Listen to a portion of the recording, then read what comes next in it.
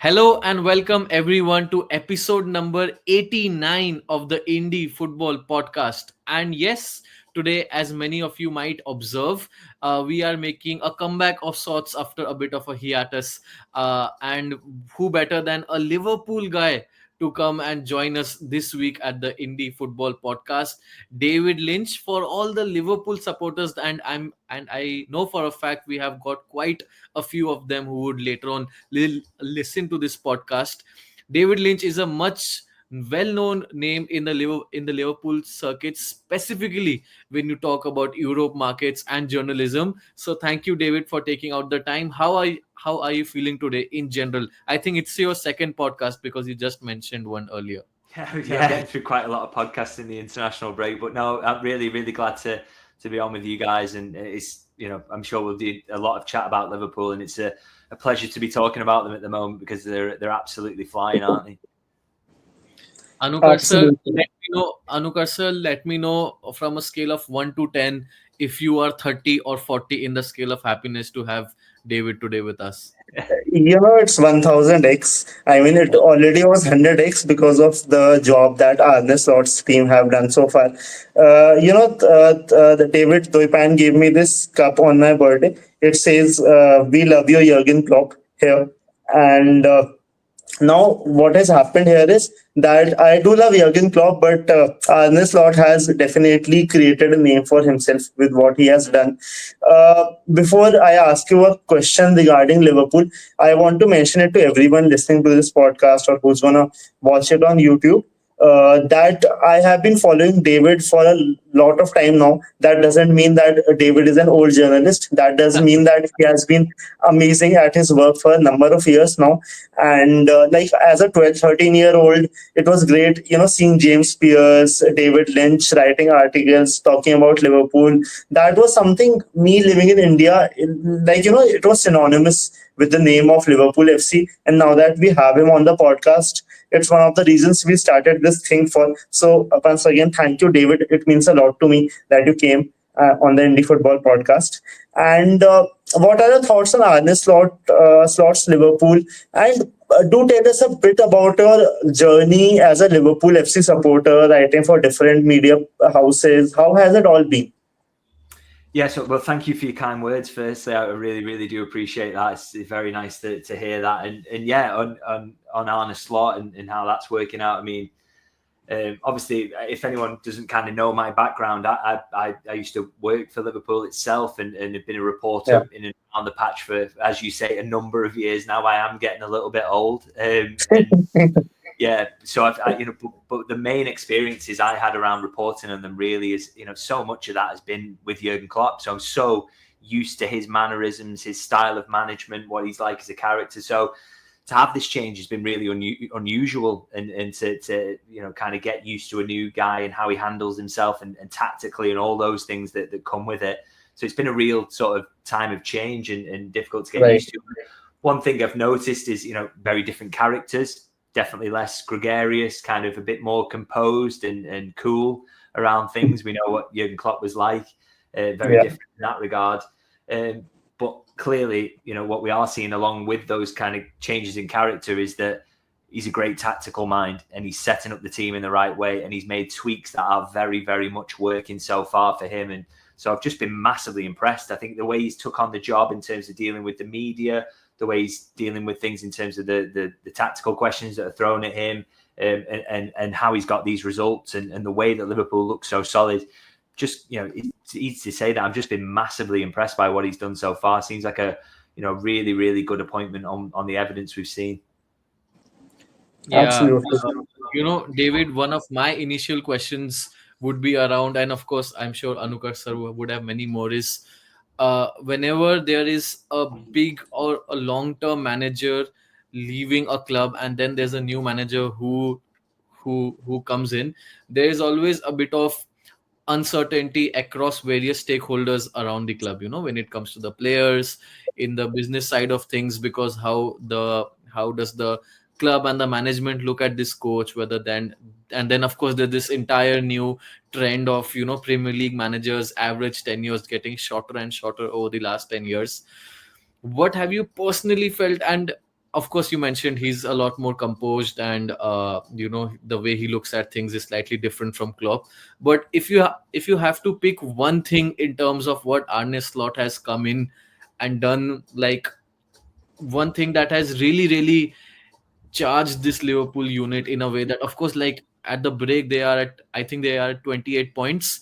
They are 3 or 4 points away from the second place team. And I feel there has to be something that he has been able to create a cohesive unit around his basically the players. But for you who follow it so much more closely, what would you bring it down to if it's one singular aspect that has produced 80% of the results?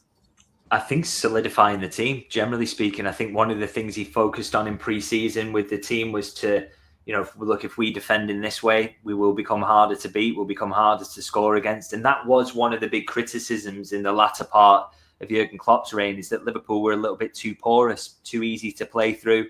And when you got there, it was easy to create chances. And you did see that in some of the goals he conceded last season. So one of the things he worked on an awful lot in pre-season here was kind of getting into this 4-4-2 defensive shape and getting players back behind the ball. I mean, I know he showed the players in pre-season a kind of presentation that said, these are the chances that of conceding if you get this amount of people behind the ball this quickly after you lose it. And these are the chances if you don't. And kind of just drilled in the point that just getting back behind the ball, as simple as it sounds, is huge for blocking shots, for making sure that you're very difficult to create chances against. And I think it's credit to the players that they've so quickly taken that on board. But it's all come from the manager, and that's the area he clearly saw that there could be improvement in this team, and we absolutely are seeing it. And yes, they're less aggressive in the way that they do defend, so less pressing, Right. less aggressive in trying to do that and win the ball high up the pitch. But they are just overall more defensively solid, and that's why they've got the best defense in the league and also the best underlying numbers in terms of the defense in the league as well. So they deserve to have the best defense. It's not good fortune. It's just a good defensive team. And that, added on to the fact that they're still as deadly in attack, is just made up for a very, very good football team. So, huge credit to the manager for spotting that and being able to implement it. David, it makes for a very compelling argument what you just said, because honestly, like even with Jurgen Klopp, the time I think when they became title challengers, arguably was when they got Virgil van Dijk to sign for Liverpool, and when the defense started solidifying, things started to lay foundation really. And I think that is something which Arne Slot is doing, although more tactically for that matter. Now, I have been lucky to be watching a lot of stuff on Anfield Agenda, talking about contracts. And of course, like after every match day, it's my routine to watch your YouTube special about the review. And, you, of course, put out great content. But like there have been a lot of talk going behind the scenes about the contracts of Trent Alexander-Arnold, Mohamed Salah, and Virgil van Dijk. Of course, I'm sure that is a question which you might have become immune to, like must have been asked on every podcast, everywhere you're going. But what I cannot really do is hide the kind of clamor around it, or hide the kind of like Liverpool fans are really scared, honestly, at the moment, that if they lose these players, then things are going to be very different, because the model that FSG work in, I mean, I'm not saying it's good or bad. I think it's subjective. But I also feel that they are not a club which would go around spending 200 million or like a 150 million on a player to replace another player, right? So, how likely do you think that these contracts would be agreed? Because like there have been reports about Trent Alexander-Arnold in the media yesterday, where they were talking about that like it's almost a certainty that he will not sign an extension. Mohamed Salah has been regularly doing interviews saying that this might be his last season. So like there's a lot of things going around. Are those reports concrete, or uh, as per your knowledge, do you think that there's still a chance that these contracts might be agreed? And what factors do you think would be responsible for these players staying or not, for that matter?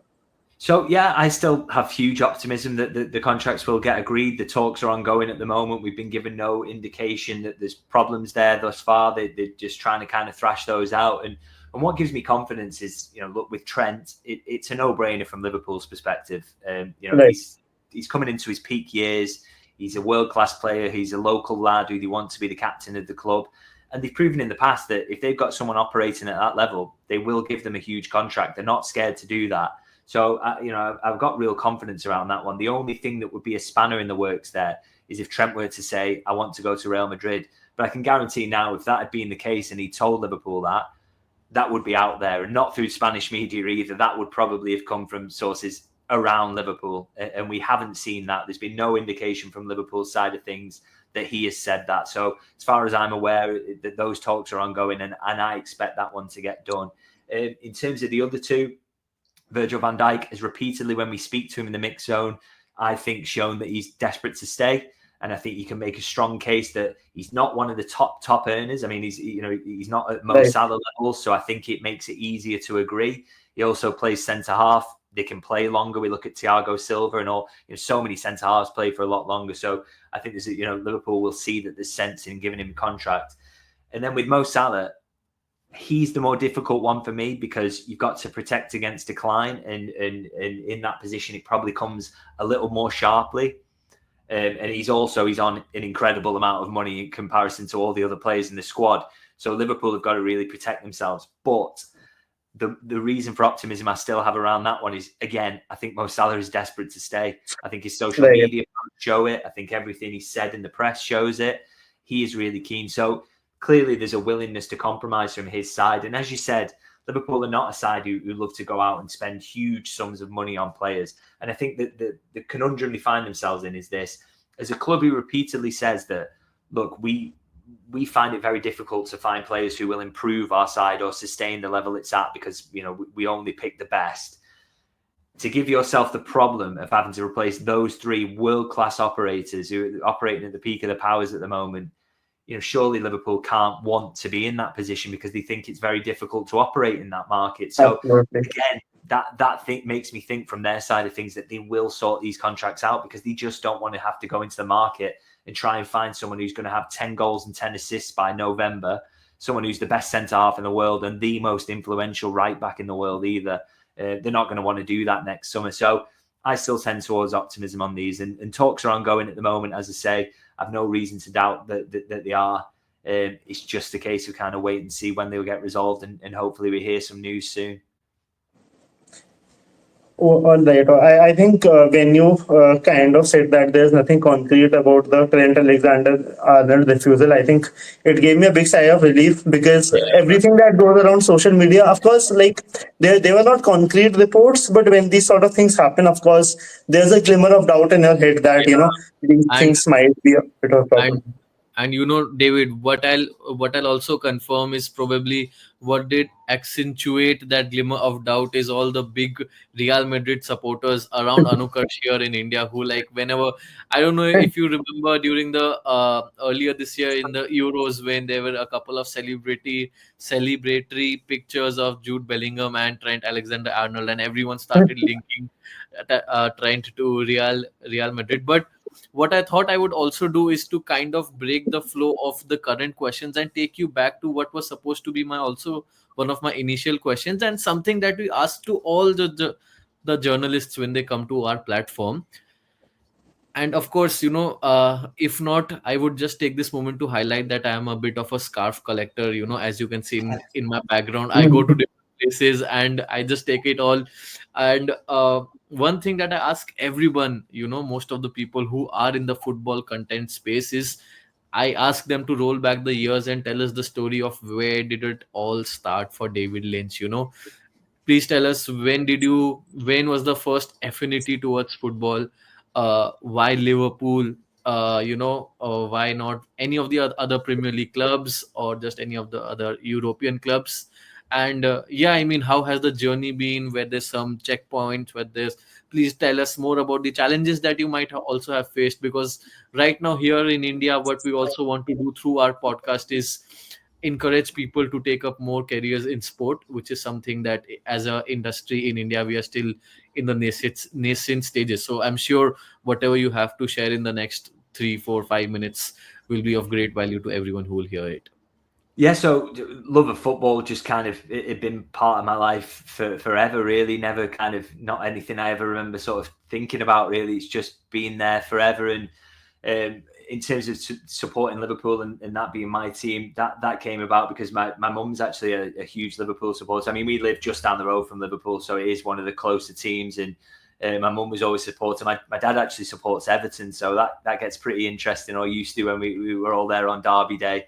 That's quite an interesting one. But and I went down the route of thankfully supporting my mum's team. And so I always loved football growing up. And then, when you love something like that, you kind of think, can I make a career of this? Is there any chance I can do that? And yeah, got fortunate enough to, I went to college in Liverpool and did my journalism qualification. And alongside that was doing some interning for goal.com. And as part of that internship, they actually were sending me to Premier League games, which, thinking back, was absolutely crazy, really. Was so lucky to get that opportunity because, and then as soon as I kind of finished my qualification in college in journalism, I got offered a job at goal.com, and so stayed there for a little while doing a bit of Liverpool reporting, some sub-editing, and then kind of just my career since then has been, I did a very brief stint actually at the Manchester Evening News doing a bit of Manchester City and Man United, which was interesting. Two great clubs to cover. That was quite fun actually. But then, the dream job kind of came up from there, which was to go and work for Liverpool, and got very lucky to get that job. And as I say, I spent maybe 2 or 3 years there.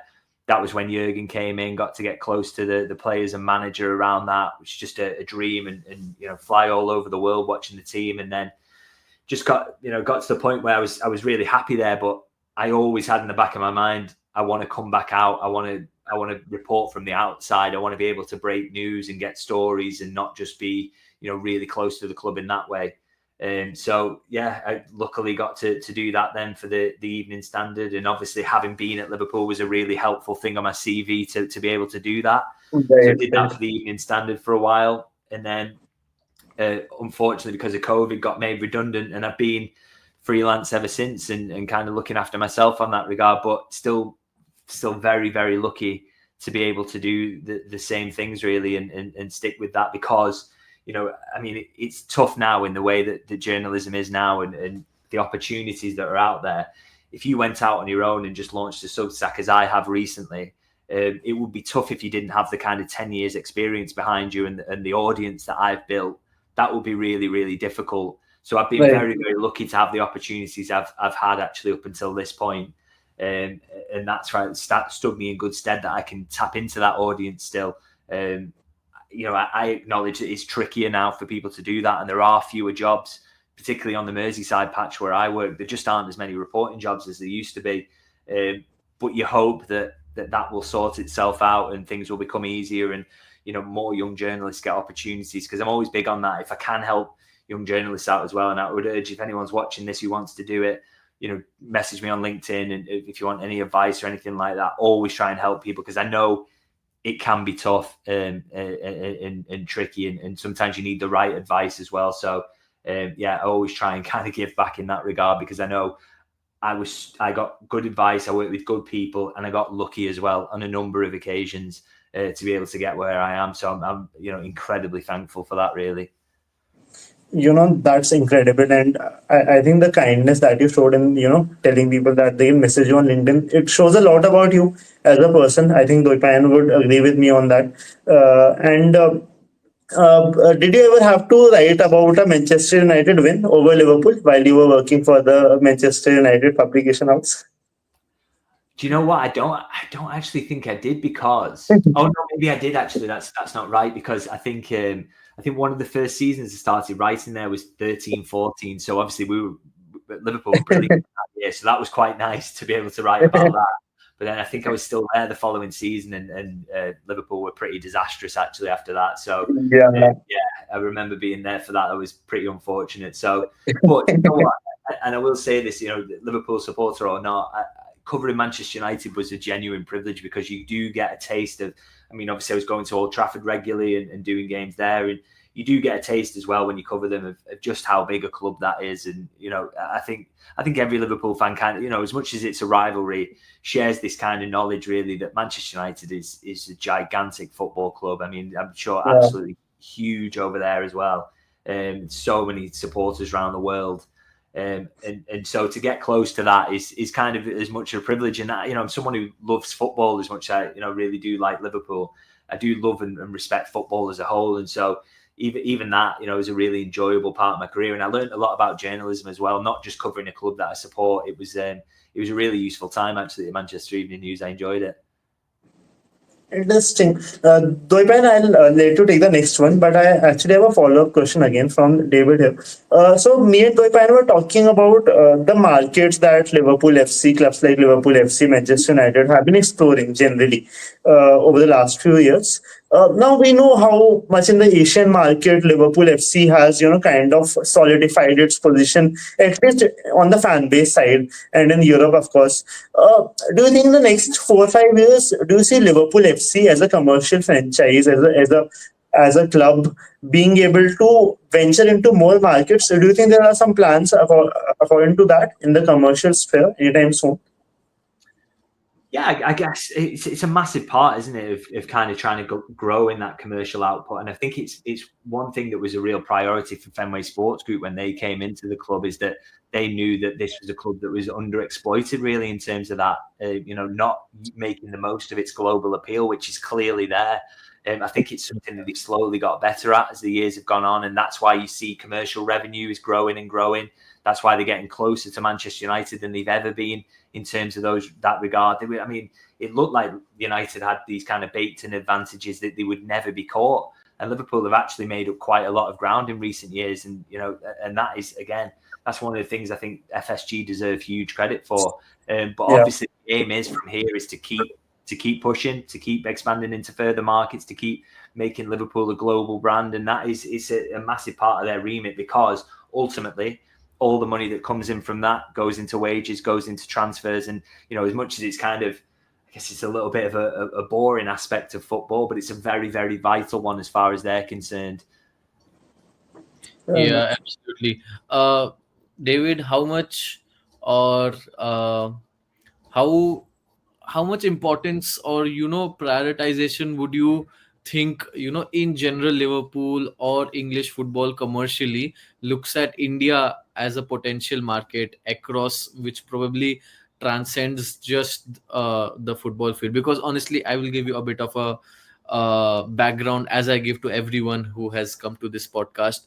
I am a graduate, I am a postgraduate in sports management, and last year, at the end of my course, my college had taken me to, basically, we have an educational affiliation with the Premier League, who had hosted us in London. So we had gone to the Premier League office, the Premier League headquarters, and the Premier League broadcasting office are in two separate parts, two separate zones of London. We had seen all of it, and because we were students from India, they had so much focus on India as a market, as a league. And then later on, when we had more people coming over from different football clubs, we asked them this question here in the podcast as well: how much do you think they are conscious efforts for Liverpool to have international markets, just because they get significantly high amounts of viewership from those countries? Because I was just randomly going through a stat, and they mentioned that Nigeria has a Liverpool fan base which is more than the actual population of Liverpool, which is just crazy, which is just crazy numbers when you come to look after it. But yeah, I mean, coming back to what I was asking David, do you think, or as a journalist, do you sense these kind of progress in certain directions? Well, it's interesting, really, because my experience, I was closer to that kind of side of things, I guess, when I actually worked for the club, and I never really got an impression that there was a huge focus on, say, India or Nigeria, or really anywhere in Africa. I mean, a lot of their focus in terms of commercial at that time seemed to be on, and I mean, you can tell this from where they go and play pre-season friendlies, by the way. Obviously, the US, which is a huge emerging market for football and is growing and growing. They would take tours then to Asia consistently as well. And then some teams will play games in Australia, New Zealand, places like that. And I do think it's hugely overlooked, really, the potential that's there in India that's there to be exploited, or places like Nigeria, places where if they did take a pre-season friendly, it would be absolutely huge. Because, like you say, I mean, from your guys' experiences, the amount of football fans you've got around you of different teams, so many Premier League teams as well, and the huge population in India, it's an underused market really from Liverpool's perspective. And as I say, it's a few years since I worked there now, so maybe the focus is changing slightly. And what you say there about kind of the Premier League being slightly more focused on India now, maybe things are starting to change and they're starting to recognise there is a market to exploit there. But it wasn't something I kind of experienced. I think they were more, at the time when I worked at the club, more focused on the traditional markets, as I say, US, East Asia, and those sorts of areas. But maybe that will start to change because, you know, at the end of the day, from Liverpool's perspective, they will look at it as, and all Premier League clubs, as, you know, there's money to be made there, money to a market to be tapped into, and it would be absolutely stupid not to make the most of it, really. Fair enough. I think as we move to the end, I can't help, but I have to ask for my own gratification, my own. So I think that came out wrong, but I have to ask for my own good. This question that in January, like of course there has been a lot of speculation, and we know the whole Jubi Mendy's saga. The less said about it, the better. Because I know even as good as a journalist as you are, even as a Liverpool FC fan, you yourself might have been a bit hurt by it because I had a few sleepless nights after that. But coming, looking forward to January, do you think that players being linked like Omar Marmoush, Chaumini, like I remember you talking about him on the Anfield agenda, saying that maybe he's not the type of profile we are looking at this point of time, or say even again a Martin Zubimendi return. Something around those lines could happen because, like, I mean, as they say in sport, a win hides a lot of flaws, and it might happen that if there are a few injuries, things might turn haywire. And I'm just being a little nitpicky here because we have seen at the end of last season how, because of injuries, the squad the wins started crumbling, the results didn't really go our way. So do you think, like there have been names put out in the open like Jared Brathwaite, who of course plays for Everton now? Like we know the history, but of course in football anything can happen. Do you think players like Jared Brathwaite, Martin Zubimendi, Shaumeni, Liverpool could be looking in that direction to invest there? Yeah, I think January. I still think there's a possibility there that Liverpool do something, just because historically they've shown that they're willing to do that. I know people talk about a tough market, but Virgil van Dijk signed then, Luis Diaz, Cody Gakpo, Felipe Coutinho, all under this kind of recruitment status. Luis Suarez also some years Yeah, back. exactly. So I don't think they're averse at all to the idea of signing someone in January. But the one thing we know is it has to be a long-term target. It has to be someone that they're happy to have at the club. It's not short-term fix to cover off injuries. They will take the risk of not bringing anyone in if it's not the right person. And I keep going back to, as you mentioned, Chouameni. I still feel that way in terms of that profile. I think they are looking more for a Zubamendi type, someone who's that metronome in the middle of the pitch. And maybe there's a possibility for something like that to happen in January. But again, the key factor there is if it were to be Zubamendi, he would have to tell them he's willing to go, and that would be the big change. There's nothing standing in the way of that move other than that the player wasn't willing to come. So it's all about whether he's changed his mind and Real Sociedad are willing then to do business at that point. So that's the key deciding factor, really. But we'll have to see. And the decision Liverpool might make as well is that if Zubamendi says, okay, I'm still not coming in January, and they think, okay, well, we can't get anyone who does what you do to that higher level that will change us, they will just wait till the summer if they get the word there. So, it's just very tough to predict what they'll do and how they'll approach it, particularly if they think, okay, if we wait another 6 months, we'll get the player who we think's perfect for us. We've seen before they're willing to wait. So, tough to say whether that will change because it's external factors rather than anything Liverpool themselves can control. And we'll just have to see how that plays out. Interesting. Yeah, something that I would also have, Anukash would probably enjoy me asking you this question is, as a one of the last questions is, I was probably going to ask you something around something that we ask all guests at the end of our episode around, probably you are a journalist, tell us something, probably advice, this, that, but I'm going to spin it around a bit. I'm going to change it around this time and probably do a more exciting question as part of a last question of this episode. Manchester City over the last 3 years, they have always gained the majority of their points after Christmas. Okay, currently we are standing at 30% of the league done in terms of matches done. We have I you the two of you have almost converted me into a Liverpool fan. I am all we as I, but anyway, Liverpool is standing at a 5 point advantage to the second placed Manchester City. David Lynch, you have seen so much of football over the years. You would probably say it's too early to say that Liverpool has got the league, right? Oh yeah, I mean, I absolutely wouldn't be nailing my colours to mast and saying that Liverpool have got it won. I've seen too many disappointments down the years where Liverpool have led even as late as Christmas and not gone on to win it. So, and it would be foolish, I guess, to kind of write Manchester City off. But what I would say is, I imagine the people who will watch this episode will be more likely to be Liverpool fans than otherwise. And the one thing I would say to really encourage them is, look, Arsenal are already 9 points back for a starter. That it gets to the point where that gap, no matter how good you are, becomes too big. So Arsenal have got to go at kind of just over 2.6 points per game now to get around 90 points, which is what has won the league in the last 3 seasons. So they'd have to go at basically 100-point pace to get to 91, which is, it's just unrealistic to expect that. They've never gone at 90-point pace full stop. They've never reached that total. So although I wouldn't write them off, it's going to be very, very difficult. They have to go on a historic run to get to 90 odd from here. And as for Manchester City, only 5 points back. You know, we've seen what they do after the turn of the year over and over again.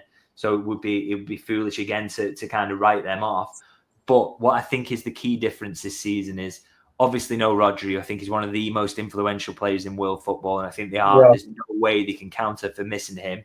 But the other factor as well is just that little tweak of kind of, you've won 4 on the bounce. Does that desire take a hit? Plus then they've got so many players the other side of 30 who might just be starting to feel it. Thinking Kevin De Bruyne is consistently picking up injuries. Kyle Walker doesn't look himself. Bernardo Silva's that age. Gundogan hasn't looked quite the same. Kovacic. All these players are of that age profile where it wouldn't be a surprise if their performance just dips by 5% this season. If that happens, that's the difference between maybe getting 82 points and 90. And I think that could be decisive for them in terms of them just not being able to quite turn it around this season. And so I think from Liverpool's perspective, I'm not absolutely nailing them down as winning the league, but I think there's very encouraging signs there that they can have a really good crack at it. And yeah, maybe an opportunity is opening up that they could maybe even run away with it. But we'll see how they go. Yeah. That I think that makes a lot of sense. And as we end this episode, David, there's just one last thing I want to ask you. That any final words you have for anyone wanting to be the next David Lynch, or anyone wanting to create an identity, or kind of and a reputation as good as you. Someone say 17-year-old or 18-year-old watching this podcast. We get a lot of them, yeah.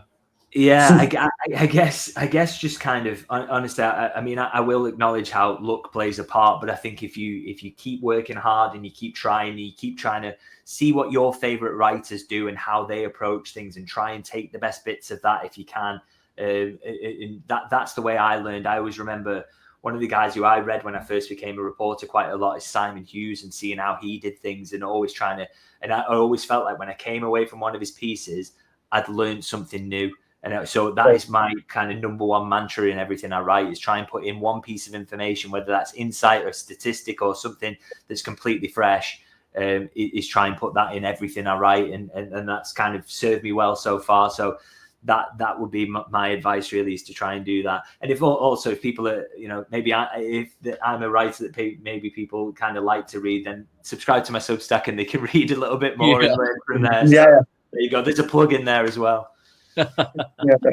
No, but thank you, David, for taking out the time. You mentioned that you are all in to help people out, so probably we are going to have a longer conversation in the WhatsApp group that we have now. Please feel free to probably drop by for any kind of a YouTube conversation sometime later. Yeah, maybe the international break brings a bit of a relief to David Lynch, the Liverpool reporter. But until next time, thank you, David, for taking out this time. We value it very much, and we hope to see you around. Thank you, everyone. Thank you very much for having me, guys. Really enjoyed that. Thank you. Absolutely. Thank you so much, David. Please like, share, and subscribe to the Indie Football Podcast. And also follow David on YouTube. I mean, I have subscribed to his channel some time back. He started it not a very long time back, and he has been creating some great content. I think that deserves all the support in the Yeah. world on Twitter. Of course, David is a celebrity anyway. So, yeah, thank you. Thank you, David, for joining in. It's a pleasure. Thank you. Thank you. Thank you.